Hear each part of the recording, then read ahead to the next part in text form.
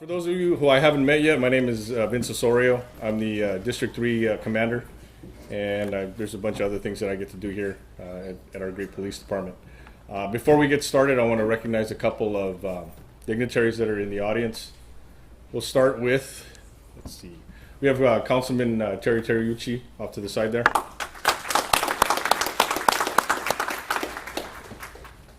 think the city manager was here. There he is. Ms. Lansdale, thank you for coming, sir.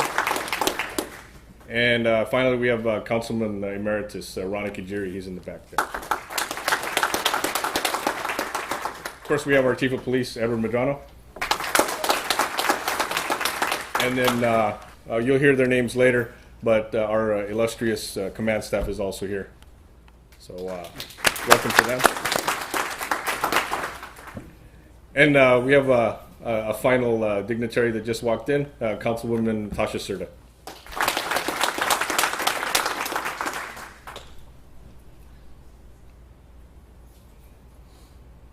Okay, and just for quick introductions, towards the rear, we have two different tables. The one on the, to my left, your right in the back there, is our Community Development Department, and that's headed up by Raymond Berrigan.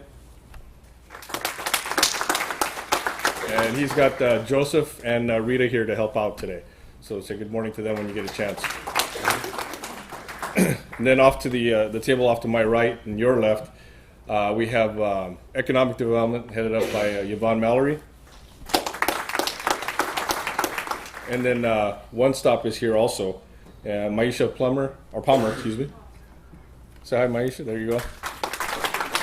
And she brought another employee also. Before we get started, it's going to be hopefully a informative meeting for you all. We're always talking about the three P's here, which are people, planning, and partnerships. I'd just like to recognize one business in particular that I've gotten a chance to partner up with over the last few months. If you may have heard of our Coffee with a Cop program, it's another way for us to reach out to the public. It's been very successful. And there are three managers here from McDonald's, three different McDonald's in the area that have been key to us being successful with that. If you could just stand up and we'll recognize you. Ricardo Caceres is on his way, but he's probably having the same parking issue that a few other people had. So moving right along, I'd like to introduce our first speaker, which will be Mr. Steve Rogers. Steve is the Human Resources and General Service at Southwest Offset Printing. He's also a member of the Gardena Business Advisory Council and the Vice Chairman of the Gardena Police Foundation. So if you would, welcome Steve Rogers.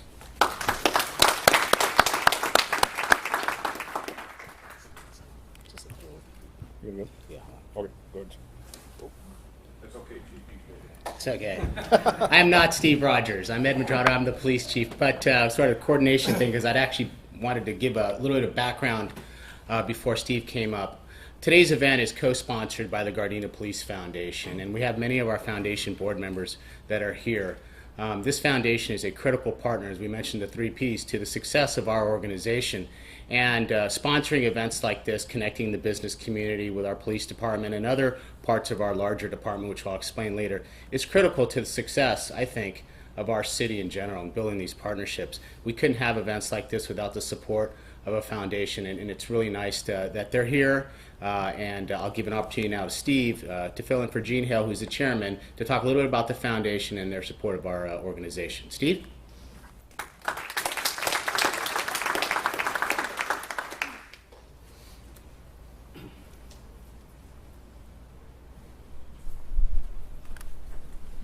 Lieutenant Osorio, I got your back. Welcome, everybody. Listen, yes, the Gardena Police Foundation. I've been a member of the Gardena Police Foundation now, I think going on my fifth year now, or fourth or fifth year. I joined it, I was contacted by the foundation. The foundation is an organization that we have found to be very, very helpful for us as a business leader in the Gardena community. We felt we had a duty to provide assistance to the city to make sure that the area that we conduct business is a safe environment. Safety, we have not only for protection of our own assets and our employees, but also to have a safe community so that other businesses will enrich themselves by participating in the community here in Gardena. It's been a very rewarding experience from that perspective. It's given me, I actually do not reside in Gardena, but I live here probably the majority of my hours awake. And I got to tell you, what I have seen over the last 4 years has been significant. It's become I've talked to a lot of people. I live in the Orange County area. And I can tell you, I talk to a lot of people, and they keep telling me now that Gardena is becoming one of the best kept secrets in the South Bay region. So, as a foundation member, I encourage you, if you are a business person or even a person in the community, I encourage you to participate. We would welcome you as a member.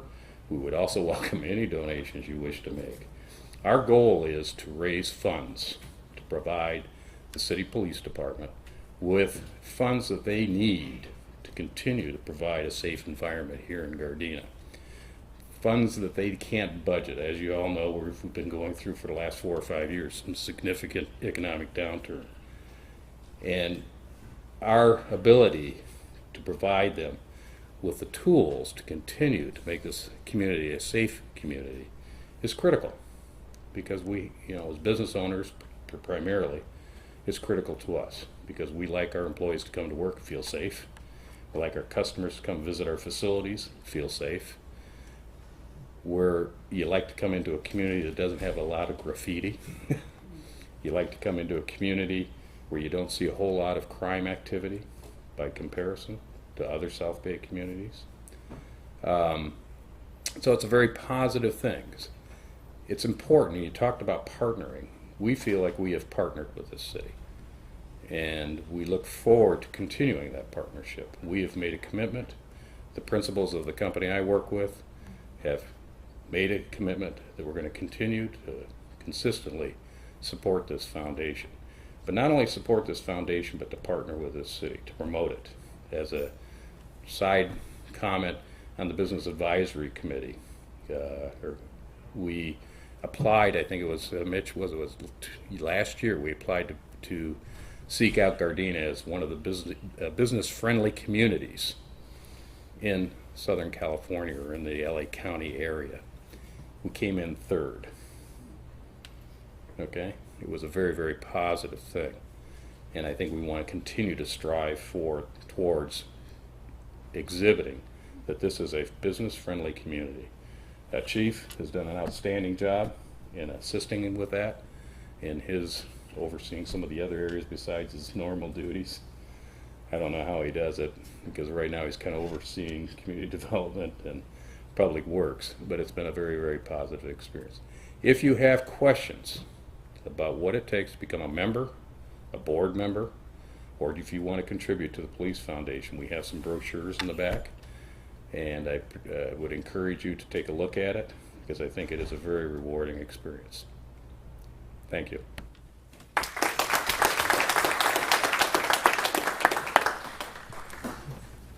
Thank you, Steve. And once again, good morning. And yes, it still is morning for another 15 minutes.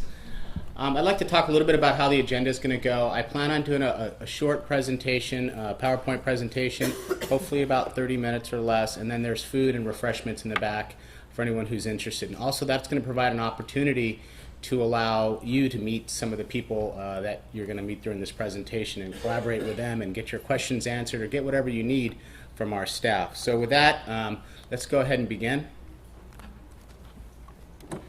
I know there's been several thank yous, but it's really important.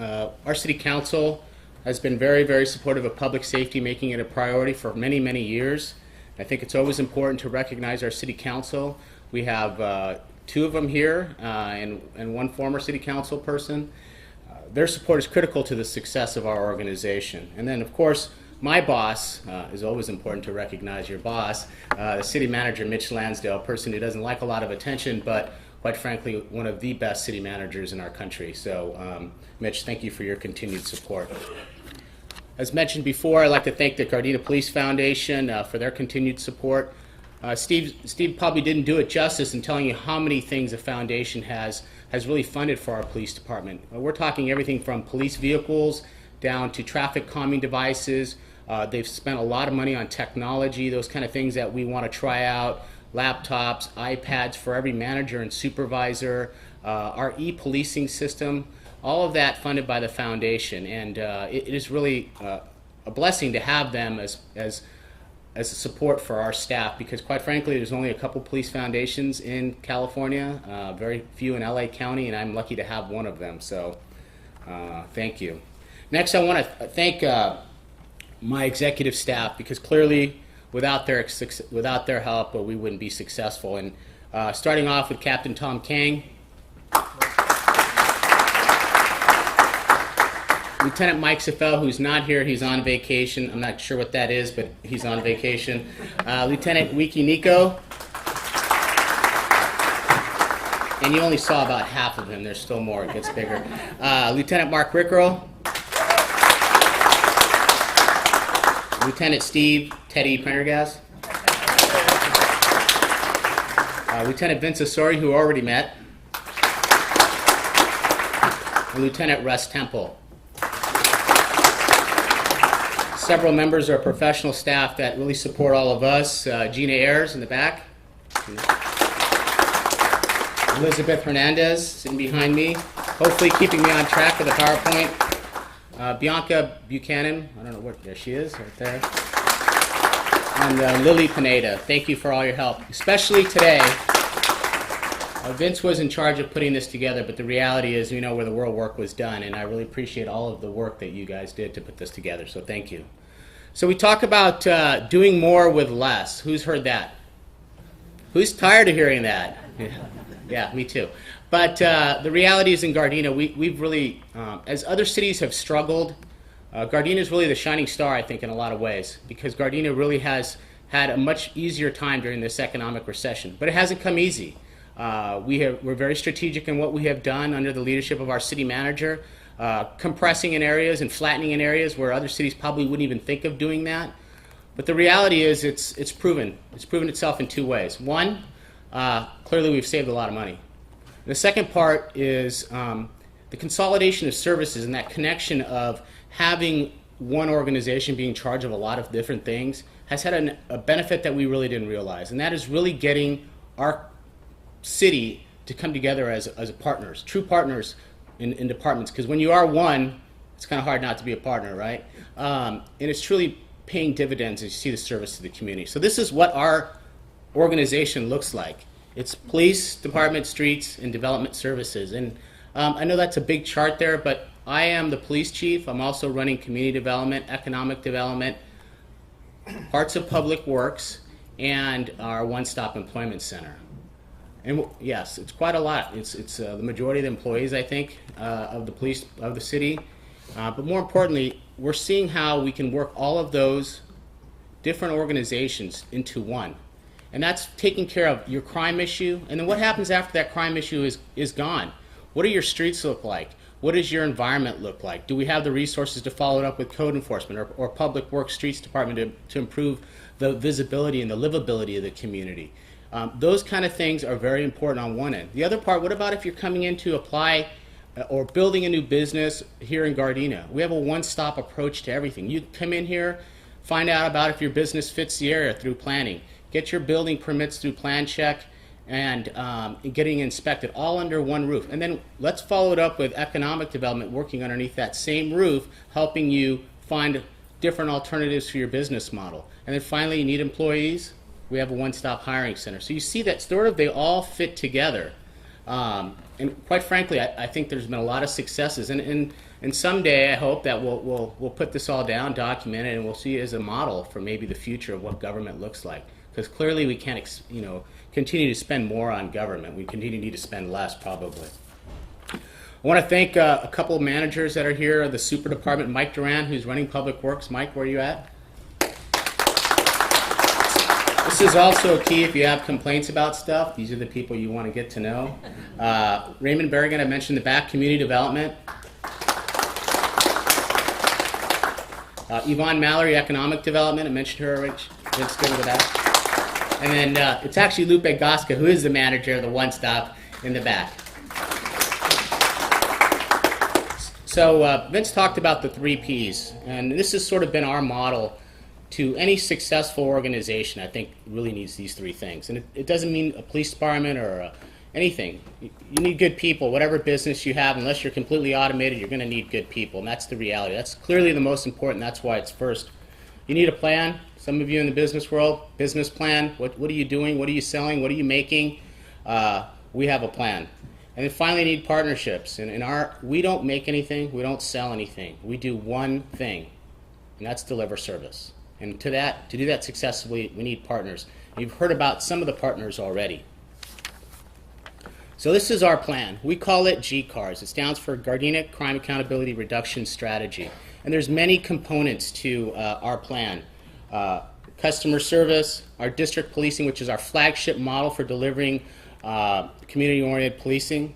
Our intelligence and crime stats, we're very data-driven in Gardena. We're probably one of the most high-tech departments in terms of data and driven. Every one of our managers, every one of our supervisors has access to real-time information about what's going on in the community, updated constantly. We're talking on every half hour there's constant updates to our iPad, so we can tell you if a crime has occurred, when it occurred, if we've taken a report, who the potential suspects are, all at your fingertips at all times. That information is also available to our community through our website, which is completely automated and synced through our computer-aided dispatch, so you know what's going on in your community at all times. And then we have our innovative strategies and programs. We're going to talk a little bit about each of those plans, but most importantly, let's talk about district policing. It really is our flagship model for delivering community-oriented policing. Essentially, what we have done is we've broken up our city into 3 jurisdictions. We have District 1, 2, and 3. Each of those jurisdictions is commanded by a police lieutenant. And that police lieutenant almost acts like its own area's chief of police. And we have found that over the years, these lieutenants have built really strong and deep roots in a community. They get to know what the problems are, and they get to know what has worked in the past and what hasn't. And a lot of times, if you get a new person revolving in all of the time, you've already had a situation, you've explained to something, they've already tried something, they know it doesn't work, but here's somebody else, they're going to do the same thing over and over again. And that really doesn't lend itself to good government. These lieutenants get to know their problems, get to know the people in their communities, and they find alternatives to find a resolution, a long-term resolution to the problem. It's about personalized service. There's a joke we like to say. It's like we do everything from weeds to weed, and that's the truth. I mean, these lieutenants will get a complaint from people selling drugs or using drugs all the way to overgrown weeds in the parkway, and they handle everything in between. You'd be surprised. I've lieutenants getting calls about trash cans not being picked up. Well, traditionally that has nothing to do with police work, but guess what? We now work with Public Works. We've had a great partnership there. They'll get it picked up. They do everything. It's really about tailored, personalized system and ensuring that there's really good follow-up, because they're not going anywhere. If they don't take care of the problem, they can't really point to anyone. They have to take care of the problem because it's their responsibility. And I have to tell you, we have some of the best lieutenants working this than you can imagine. I challenge you to call a police department and say, I want to talk to a police lieutenant about a problem. If you get through the different layers, you probably talk to them.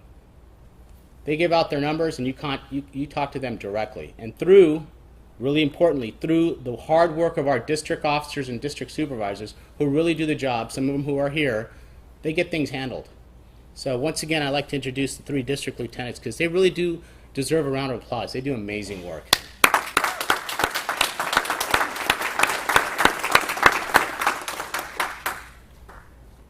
So about innovative strategies. Who's here heard of our video policing system? Okay, great.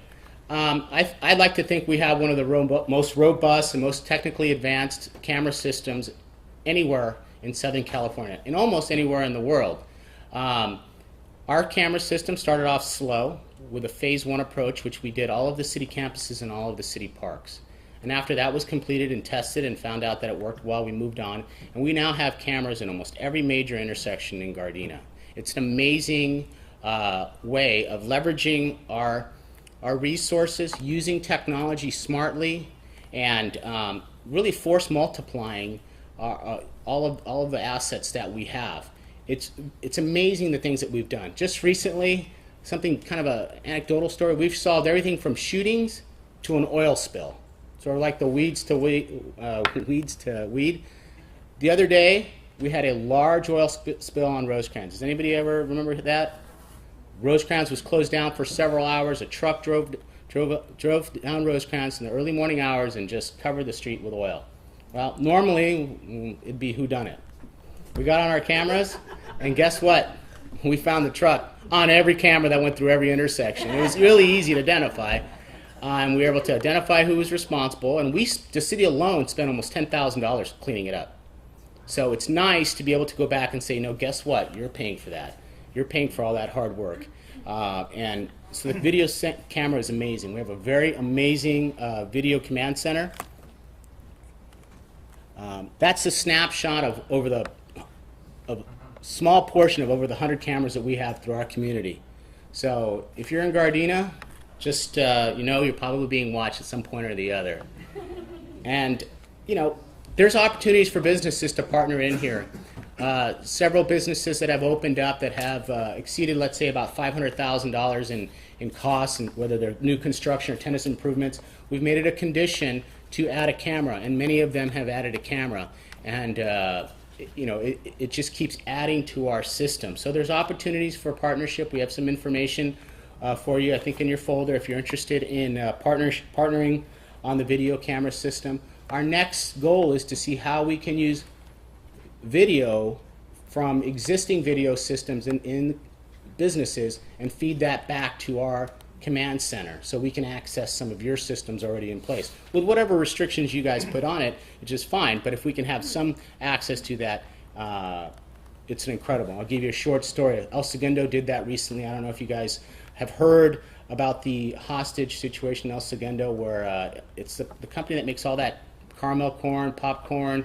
A disgruntled employee took over someone. They were able to tap into the video feed of the company at a police department, and they can see what was going on. It made that whole operation much safer. So that's the next step for us. What does this all mean in terms of making Gardena safer? Steve talked about some of the things that has happened and improvements through community. Look at our 7-year crime average. I've been chief for a little over 6 years, and I am really, really proud of those stats. The only one that has gone up over the last 7 years is the one in red, and that's general theft. But I mean, if you look at the robberies. Back in 2006, we had 290 robberies. We only had 167. Yeah, it's 167 too many because that's 167 victims. That's a 42% drop in robberies. We didn't have a homicide last year, not one. So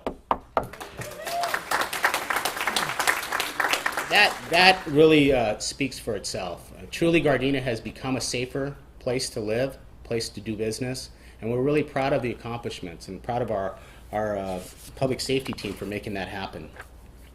Switching gears a little bit, I want to talk a little bit about code enforcement. Some of the busiest people in the city family. Code enforcement responds to complaints of municipal code violations, and they also proactively go out there and take care of complaints. And what they try to do is get our businesses and our residences in compliance with the municipal code. And that's everything from, like I mentioned, overgrown weeds to improper signage to additions that haven't been permitted, anything you could imagine that has to do with a municipal code violation. That's what code enforcement does. Some of the most common code violations include graffiti. It is a business owner's responsibility to take graffiti off your building. Public Works will do it in the public right-of-way, and on occasion, if it adjoins a public right-of-way, we'll do some on very minor work on private property, but it's your responsibility. Overgrown vegetation, storage, people using either their residences or businesses for storage and having an unsightly or unsafe condition. Believe it or not, there are a lot of people who come to Gardena, open a business, and don't even bother getting a business license or a business inspection. And you think, well, what's the big deal about that? Well, the big deal is, number one, we don't collect taxes, and everyone should pay their fair share. Two, do you want people going into a business that hasn't been inspected and is maybe potentially unsafe? Doesn't have the right exits in there or the right ADA access or whatever it needs to be? Those are important issues. But we do get quite a bit of people who do that. We did some enforcement the first part of last year, and in about 4 months we generated about $60,000, I think, in outstanding business licenses that people just started businesses and didn't even bother to come in and go through the process. Plus, most of these businesses aren't the best looking ones. They're unsightly. Sometimes they're running operations that are illegal. There's all kinds of different issues that go on with unlicensed businesses because they're unregulated. Plus traffic and parking. If you open a business, we have to take a look at where you're operating. Do you have enough parking? Do you have what you need? And those are also important if you're next to it. What if you're next to a business that opens up and all of a sudden they're taking all the street parking that they have? Are you going to be upset? Yeah, If you have a business and you're maintaining it well and the business next to you is not, that lowers your value. So it's important to keep our businesses in check. In terms of business violations, you can see last year was a banner year for business violations. We had 313 compared to 188 from the year before.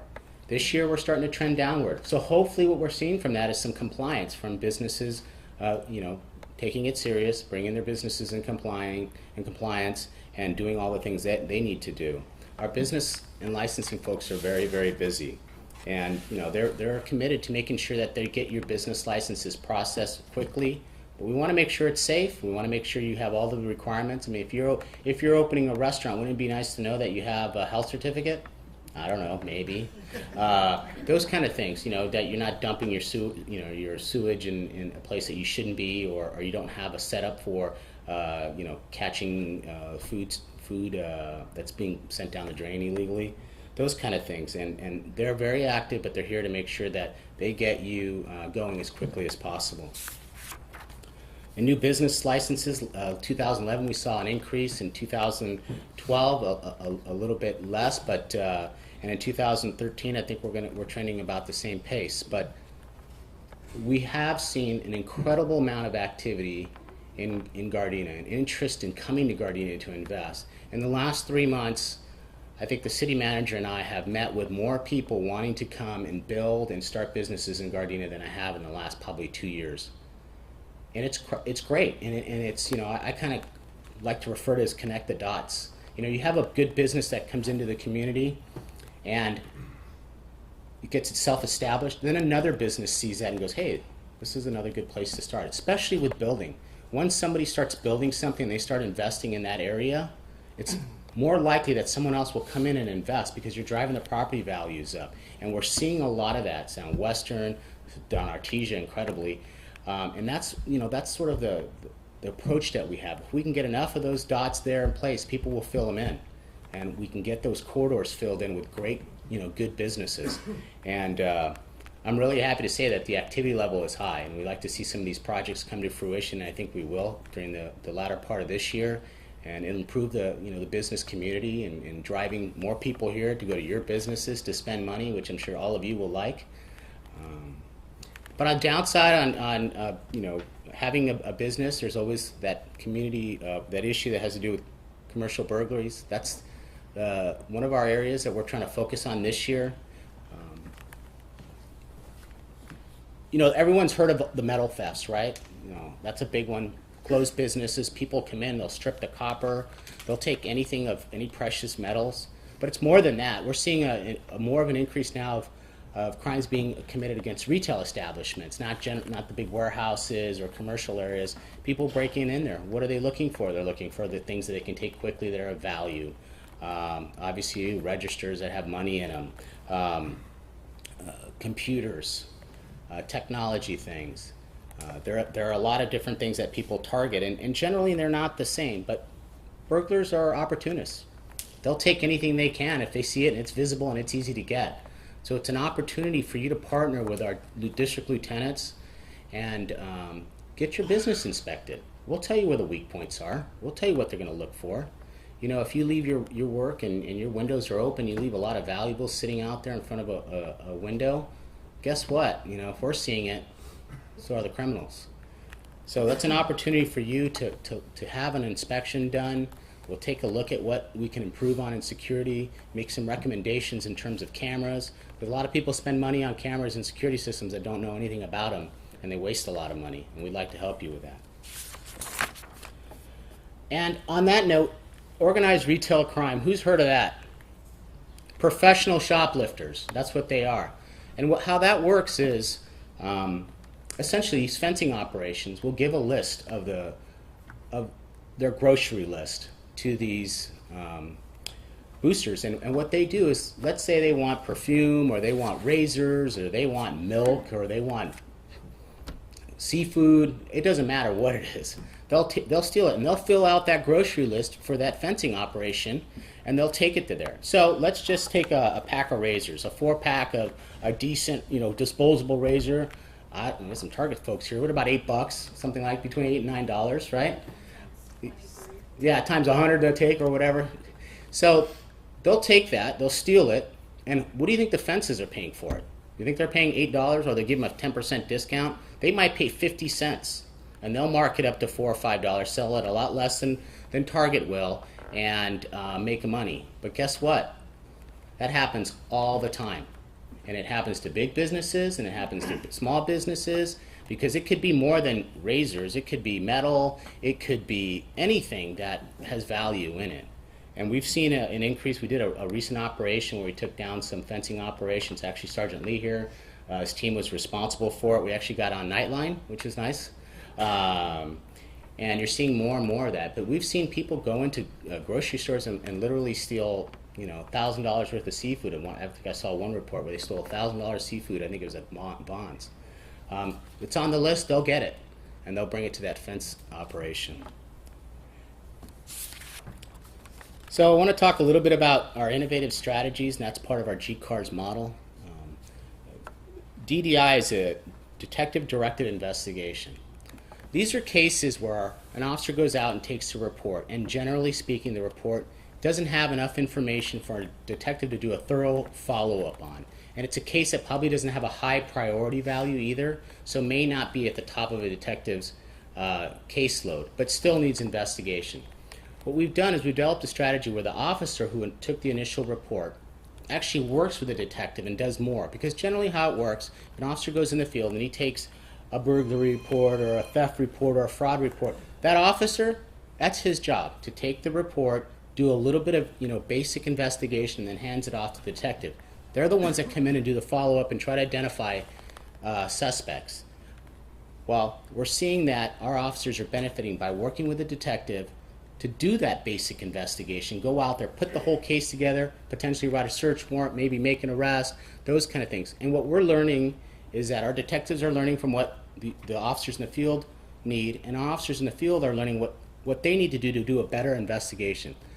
The bottom line here is when you are a victim of crime, that initial investigation is critical.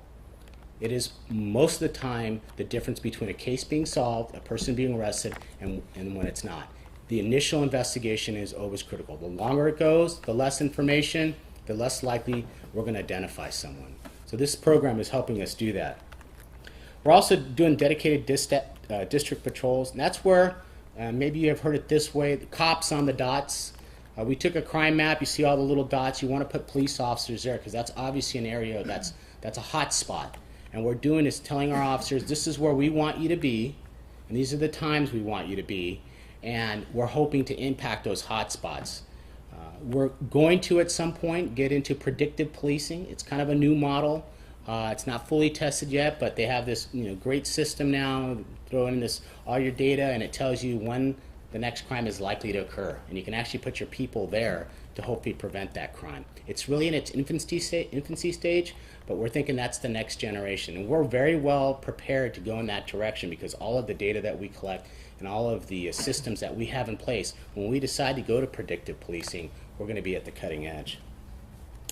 We try to maximize the use of social media. Who's here on Nixle or Twitter or saw this event on Nixle or Twitter? If you're not, get with one of my staff to sign up. We send out alerts all of the times. It could be anything from a road closure to a perimeter or a suspect we're looking at. And I can't tell you how successful we have been in solving crimes, putting out video clips, still pictures of people doing crimes, and getting community to come back and give us those tips that make the difference. So we're very active in the use of social media, Facebook, Twitter, Nixle, anything that we can get our information out there. Please sign up for it, because a lot of things are happening right around your businesses and you may not even know. And then our Public Works referral program, it's a program we're really proud of. It's going on maybe, Michael, on 3 or 4 years now? Yeah. And what this program's about is our police officers in the streets, as they're driving around, they observe certain conditions, mainly blight in our community. And what they're doing is they have these little forms, they fill them out. It could be graffiti on this wall, or a couch in an alley, or overgrown weeds. It doesn't matter what it is. It gets forwarded to Public Works, and they make an effort to get it taken care of within 24 hours. And I don't know if you've lived or worked in Gardena for a long time, if you have to admit the livability of this community has gone up significantly. It looks a lot better. There's very little graffiti. There's very little trash. Our Public Works staff do a great job, and through that partnership, sometimes we've averaged, what's the highest we've gotten, over 300? 1 month we had 500 referrals. Now think about 1 month, 500 incidents being reported of graffiti, trash, weeds, whatever, them getting out there and cleaning it up. That's 500 locations through our community that look better. It's been a very, very successful program, and this month was a little bit low. I think we had about 178, but still 178 referrals in a month. That's a lot, and that all adds to the livability of our community. Lastly, the partnership, the third P. We're really happy to have such great partners in Gardena. We have our Police Foundation, our Chamber of Commerce, a lot of faith-based outreach, our neighborhood watch groups. We have several neighborhood watch leaders. If you're here, raise your hand, please. I see a couple of them here. A couple members of my citizen advisory panel. There's 2 of them here that raised their hand. They play an important role in providing me insight from the community on our policing strategies and our policing issues. We partner with anyone that's willing to partner with us. Of course, our family partners, or the right-of-way crew, those are the people who are handling all those referrals. Our graffiti abatement, our Public Works crew, our code enforcement, community development, economic development, and then lastly but not leastly, our district lieutenants, who really are the ones who take control of all those assets and make things happen. Now I'd like to turn it over to Detective Rivera, who's going to talk a little bit about financial crimes, because in business there's probably a lot of victims here, have been or you will be a victim of financial crime. It is definitely one of the hottest things and has been for a while now. And I'm going to have Detective Rivera talk a little bit about what he does, because he's a financial crimes detective. Thanks, Chief. Good morning. As the Chief said, my name is Detective Rivera. I work in the Detective Bureau here at the City of Gardena. Excuse me if I have random smiles. I just found out I'm having a daughter. So, also forgive me if I have a tear of fear. Wait, you said you were having a boy. I thought that was hopeful. I was hoping. Okay, so let's get started. I just want to talk to you a little bit. Usually this is about a day or two presentation on financial crimes, to include specifically fraud, check fraud, currency fraud. I have about 10 minutes. So I just want to hit on the key points, the most important, and then if we can arrange something later on specifically for your business, I'm more than happy to do so. Funny thing is, last week I was having a conversation right before the weekend with an FBI associate of mine, and FBI did a poll.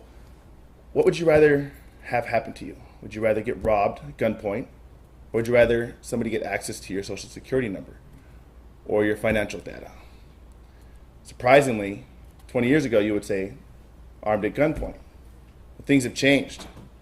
Things have changed. It's actually 51% to 49%, because the damage is long-term with access to your social security and your financials. It's an absolute nightmare. Anybody ever been a victim of identity theft, personal, somebody bought gas with your credit card, anything minor? Well, imagine the damage with your business. So one of the philosophies here at Gardena is that we don't wait for the crime to happen. As the Chief said, we like to take a proactive stance and go after these problems before they happen. The way I deal with this in financial department is through training and education. I get out here and I do a lot of presentations, and I tell you what to look for, the red flags. So let's start with check fraud. Let's go with the three major types, the largest types of check fraud. Actually, theft of checks is becoming more prevalent monthly. Anybody here still mail checks out? Actually, in business, it's actually a little bit more prevalent than in personal. But mail theft of checks, washing checks. Does anybody know what washing checks is?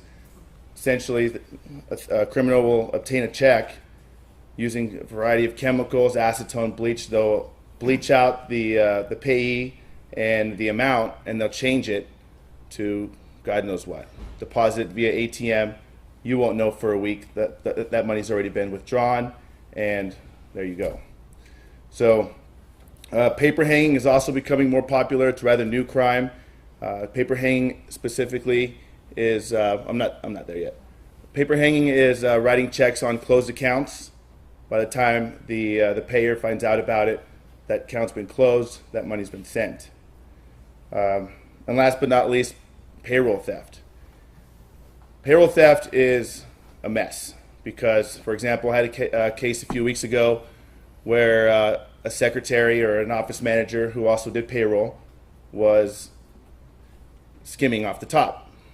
Well, the doctor, the boss, about $200,000 later found out. That's a big hit. When you have your person that writes the checks also in charge of the books, well, it takes a little longer for a red flag to come up.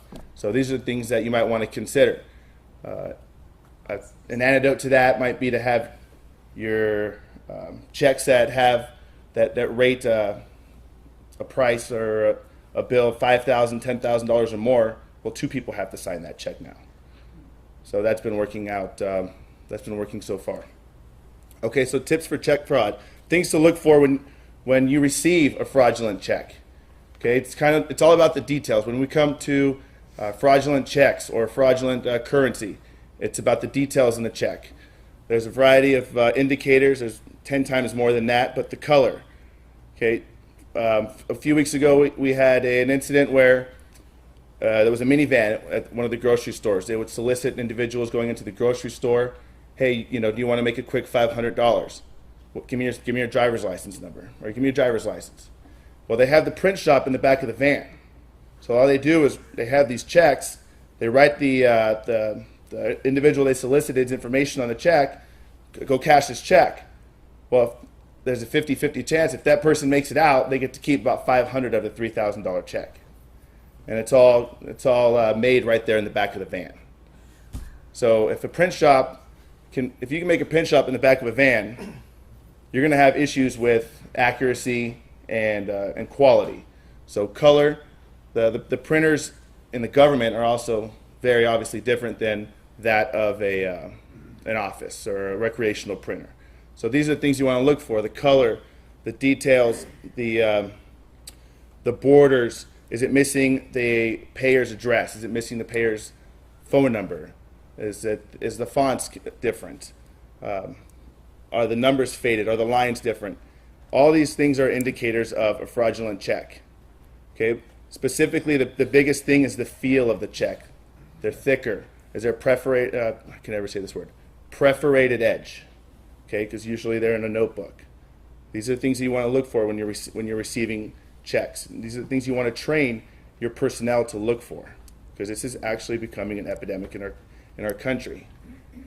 So I can go on forever with check fraud, but I don't have that kind of time. So let's take a look at currency fraud. Currency fraud as well. The absolute experts in the city with currency fraud: 7-Eleven cashiers. They are the ones that call me the most because they're dealing with so much money. They always know the feel of a good dollar bill. It's about the details. Same thing. The portrait. Technology has increased with the printing of money, so the details have transitioned immensely. The portraits are very detailed, so are all the prints, the borders. There's no errors when it comes out from the government. their quality control is immaculate. So these are the things you want to look for. Again, the paper. Who thinks government, your dollar bill is made out of actually paper? It's not made out of paper. It's made out of cotton. It feels very soft and thick. The fake money that actually goes around a lot is has a feel of like printer paper. So it's something to look out for. Okay, and this is not just for your businesses. This is also for your house. You know, teach your kids these things, your neighbors. And specifically, the new $100 bill. The new $100 bill has this. Oops. The new $100 bill has a variety of new indicators for security reasons. There's a new portrait watermark. There's a security thread. Usually you see those in the black light. The color shifting 100, there's actually raised printing on it now. Okay, so they might be able to duplicate one of these indicators, but not all of them. You have to look for several. Okay. The micro printing, the gold 100 on the side, it has like an aluminum foil look to it. Chief, do you have a $100 bill I could use?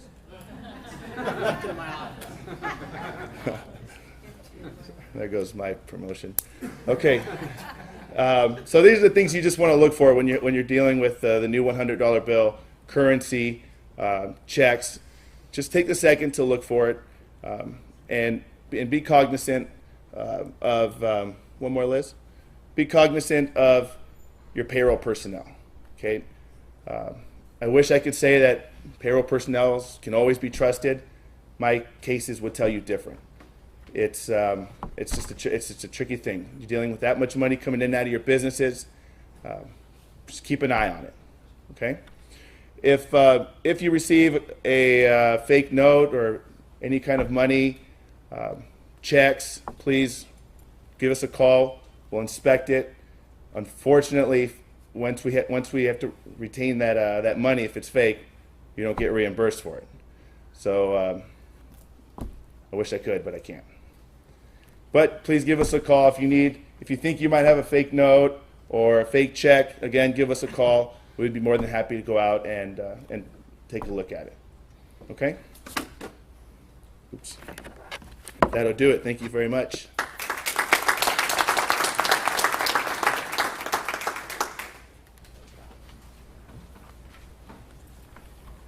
Thank you, Detective Rivera. We had another guest come in. I want to introduce Mayor of our city, Paul Tanaka, and ask him to come up and say a couple of words. Paul?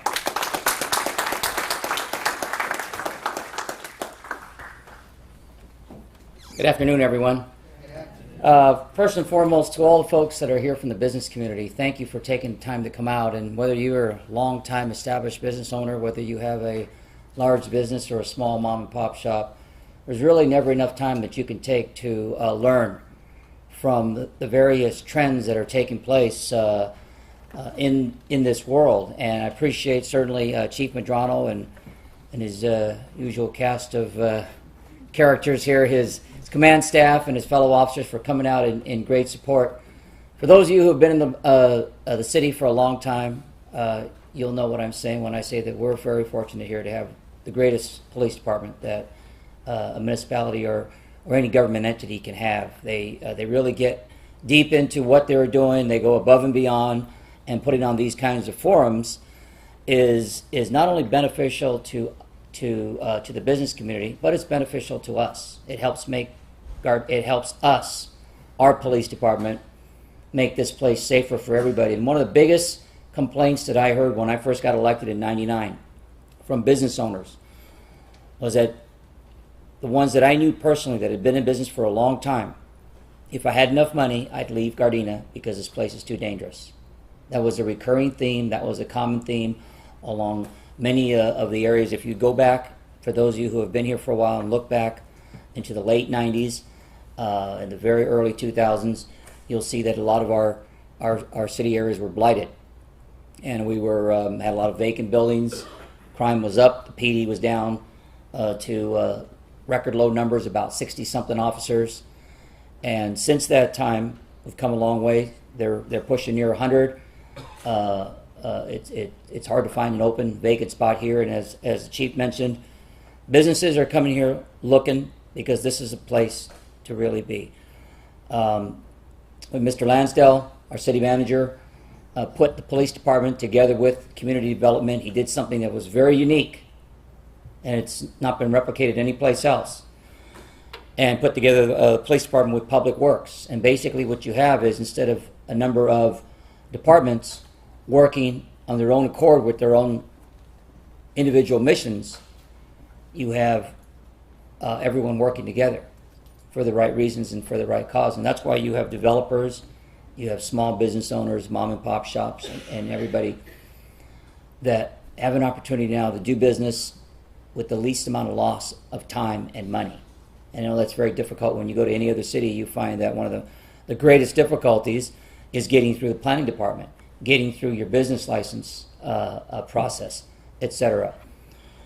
Don't underestimate what the chief said about reporting to us what you see. Graffiti, those 500 referrals that they had, probably 250 were from me for graffiti. I happen to think graffiti is a scourge in society. When you see it, it gives an indication that something is dirty. And it causes people fear, because you don't know whether it's people. The average person can't tell whether it's just a tagger or whether it's a gangster, but it creates fear. And so we have an obligation, when you see it, if it's on a trash can, if it's on a sidewalk, if it's on a telephone pole, particularly if it's on a business or a sign, all you need to do is pick up that phone and make a phone call. And within 24 hours, 99% of the time, that graffiti will be not only removed, it'll be photographed, it'll be cataloged, and this police department will make every effort to go after the criminal. And not only to get them to pay from the crime punishment sense, but also administratively, financially, so we can get repaid for the efforts that it takes to make this place look better. And again, that affects all of you. If you think, well, it doesn't really affect me, it does. Whether you're a resident or whether you're a business owner, anything that has an impact on what the chief calls livability or quality of life impacts each and every one of us.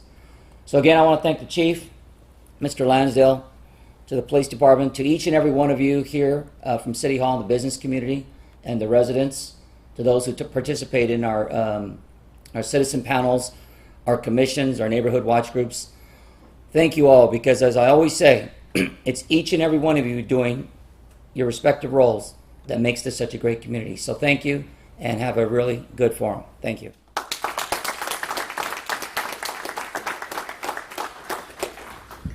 Okay, so we're actually at the end here. I wanted to talk to you a little bit about our mission statement. It's in a very simplified way. There's two things that we really want to accomplish as an organization. The first thing is we want criminals to fear us, and I'll explain a little bit about that. And the second thing is we want our community to love us. We want to make Gardena an environment that doesn't attract criminals, that they know there's a deterrent effect just by talking about the city of Gardena, whether through our camera system, through our proactive policing, or through our partnerships with our community who they know will be involved and engage and call us. That's the first thing. And the second thing is we want our community to love us. We want us to have the residents and business owners be proud of the police department that services them, be proud of the city that services them, and the services that we provide. I truly believe we are a very unique organization, the entire city, and the level of service that we provide, and that personalized service that you get, whether it be from the top, from our elected officials, to our city manager, to the police chief, or the district lieutenants, or that person who's out there cleaning the graffiti or responding to that calls for service. We truly like to deliver a personalized type of service. So with that, I'm going to take a couple questions, but before those questions start, I'm going to talk a little bit about this. If you have specific questions about your district or business licensing or very specific questions, I want you to take this opportunity to meet these people I've introduced. Part of the success of this is you getting to know those people who provide you service, whether it's business licensing or your district lieutenant or public works or economic development. We want you to get to know them, because that's how we deliver our service, by getting to know people. So please take an opportunity to get to know anyone here that you think might be valuable in your business, in your part of the community, and build that relationship, because that's really how things happen. So with that, I'll take any questions from anyone in the community. Did we do that good of a job? Or is everybody hungry? All right, well, great. We have no questions, so please join us there's food in the back and drink and get to know everybody in here. Thank you.